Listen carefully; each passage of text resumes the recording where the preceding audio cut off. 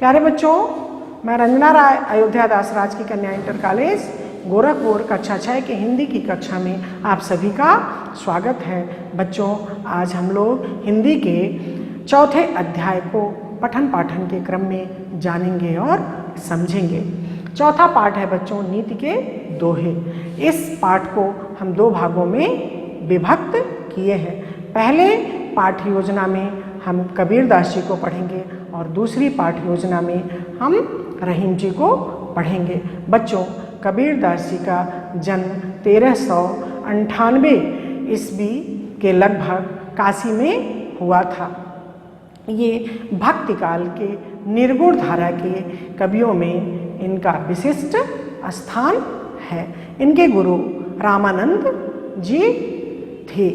बच्चों, कबीरदास जी भक्ति काल के समय भक्ति शाखा के अतिरिक्त समाज सुधार की भी रचनाएं किए।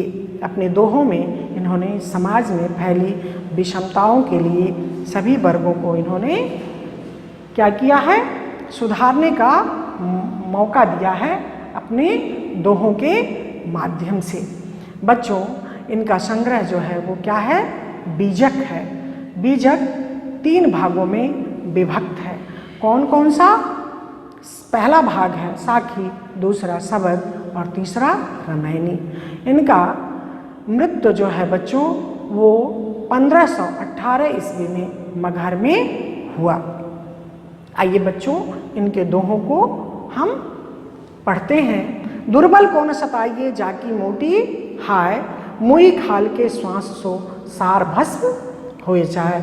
मधुर वचन है औषधि, कटुक वचन है तीर, आश्रमन द्वार है संचरे साले सकल शरीर। बुरा जो देखन मैं चला, बुरा न मिलिया कोय, और जो दिल खोजा आपनो मुझसा बुरा न कोय। साधु ऐसा चाहिए जैसा सूप शोभाए, और सार सार को गही रहे थोथा दे उड़ाए।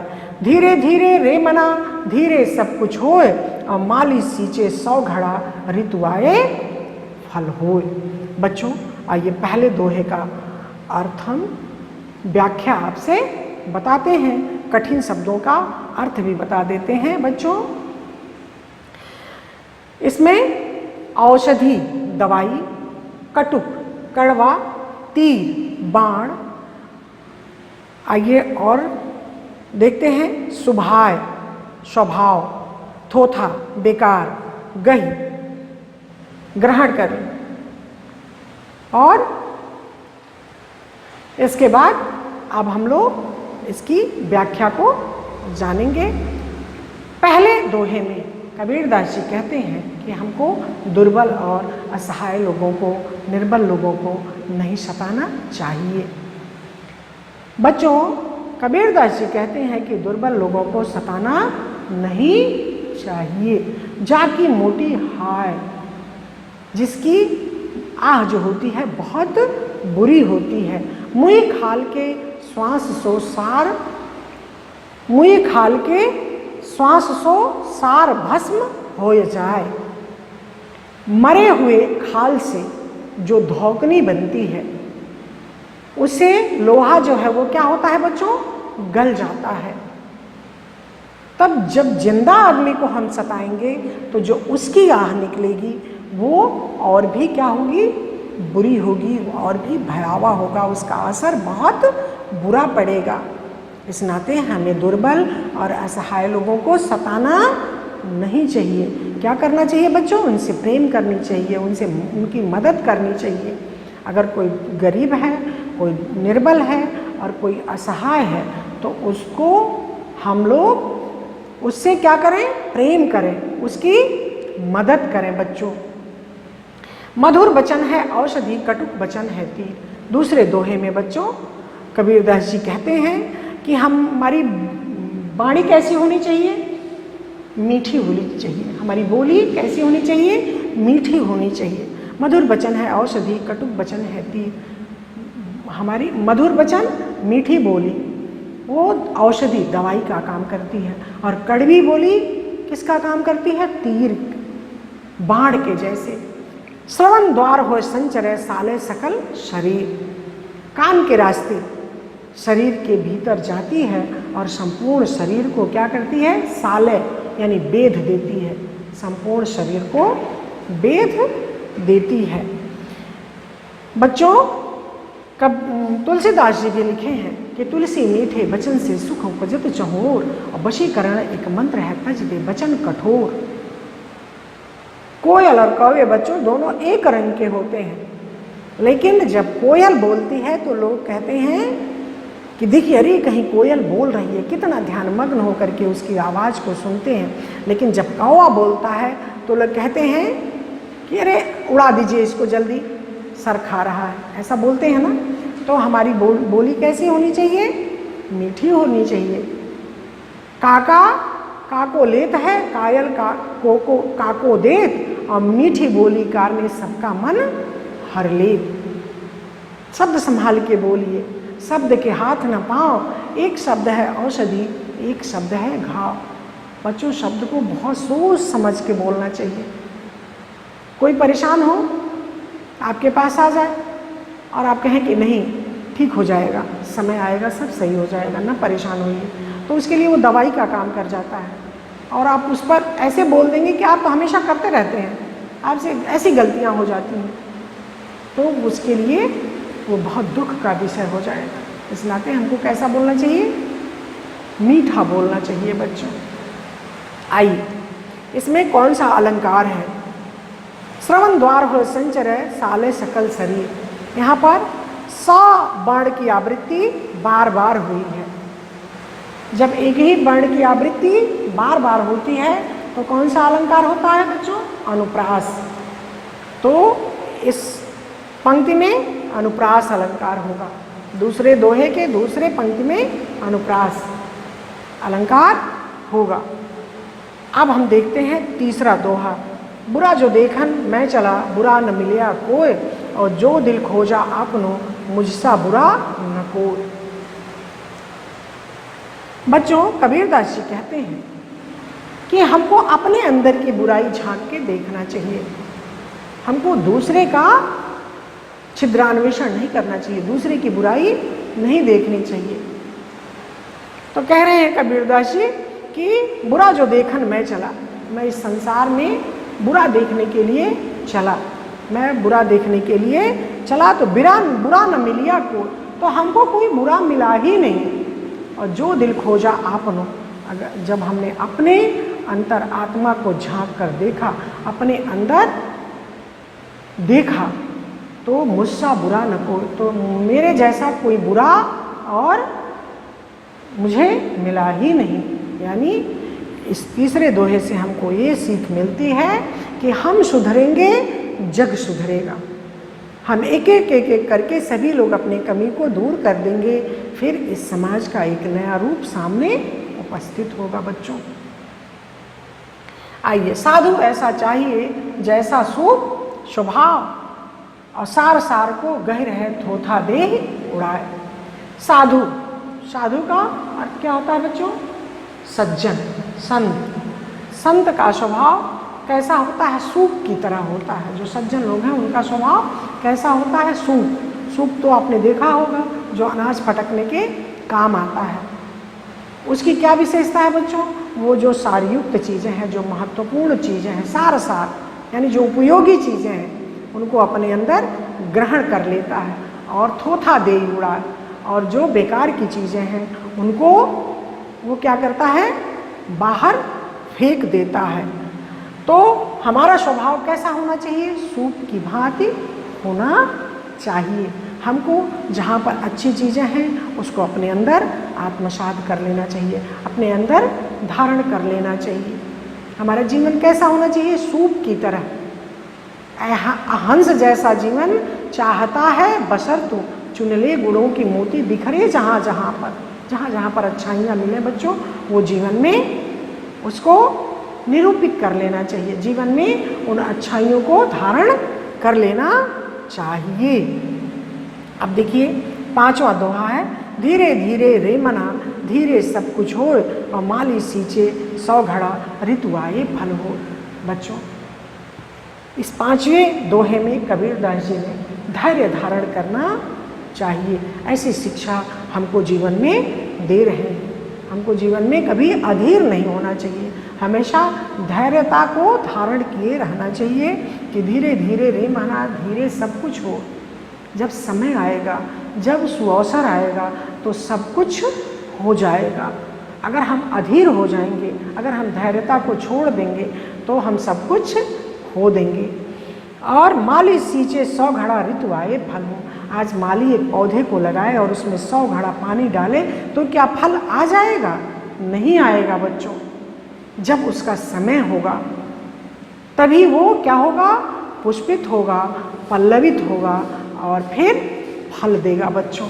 इस नाते इस 5वें दोहे में हमें धैर्य धारण करने की शिक्षा कबीरदास जी ने दिया है। जीवन मूल्यों का, जो जीवन के आचार विचार हैं और जीवन के जो मूल्य हैं उनको उन्होंने धारण करने की शिक्षा इन 5 दोहों में दी है कि हमको किसी के साथ कैसा व्यवहार करना चाहिए, हमको कैसा बोलना चाहिए, हमको दूसरे के कमियों को नहीं देखना चाहिए, अपने अंदर झांक के देखना चाहिए, हमारा स्वभाव संत की तरह होना चाहिए, हमको अच्छाई ग्रहण कर लेना चाहिए, बुराइयों को अपने से बाहर निकाल के फेंक देना चाहिए, धैर्य धारण करते रहना चाहिए। जब सुअवसर आएगा, जब अच्छा समय आएगा बच्चों, तो निश्चित है कि आपको उसका प्रतिफल मिलेगा। अगर आप घबरा करके अपने रास्ते से भटक जाएंगे तो कुछ नहीं मिलेगा। इस नाते धैर्य ही एक ऐसा औजार है बच्चों जो हमारे बुरे दिनों में या हमारे परेशानी के समय काम आता है। इन दोहों से यही शिक्षा हमें मिली है। अब आपको एक दोहा पूछा जाए या 2 दोहा पूछा जाए, जैसा पूछा जाए तो उसका ससंदर्भ व्याख्या कीजिए। तो आप संदर्भ कैसे लिखेंगे कि प्रस्तुत दोहा या पद्यांश हमारी पाठ्य पुस्तक मंजरी के नीति के दोहे से लिया गया है। इसके रचयिता कविवर कौन है? कबीरदास जी हैं। इसको लिख करके बच्चों अगर पहला दोहा अगर आए तो आप उसके प्रसंग में लिखेंगे कि इस दोहे में असहाय और निर्बल को हमको नहीं सताना चाहिए, और फिर उसके बाद उसकी व्याख्या करिएगा। दूसरा अगर दोहा पूछा जाता है तो इसका ऐसे ही संदर्भ लिख करके फिर लिखेंगे आप कि कबीरदास जी कहते हैं कि हमको जीवन में मीठी बोली बोलना चाहिए। अगर तीसरा दोहा पूछता है बच्चों तो आप लिखेंगे कि इसमें संदर्भ लिख करके फिर लिखेंगे कि इसमें प्रसंग में कि कबीरदास जी कहते हैं कि हमको दूसरे की बुराई नहीं देखना चाहिए, हमको अपने अंदर अपनी कमी को देखना चाहिए। चौथा दोहा पूछता है तो संदर्भ वैसे ही लिखेंगे आप जैसे हमने बता दिया है। प्रसंग में आप लिखेंगे कि इसमें कबीरदास जी कहते हैं कि हमारा स्वभाव संतों की तरह होना चाहिए, जो अच्छाई को अपने अंदर रख ले और बुराई को निकाल के फेंक दे। और 5वें दोहे में हमने बता ही दिया है कि धैर्य धारण करने की शिक्षा दी है। बच्चों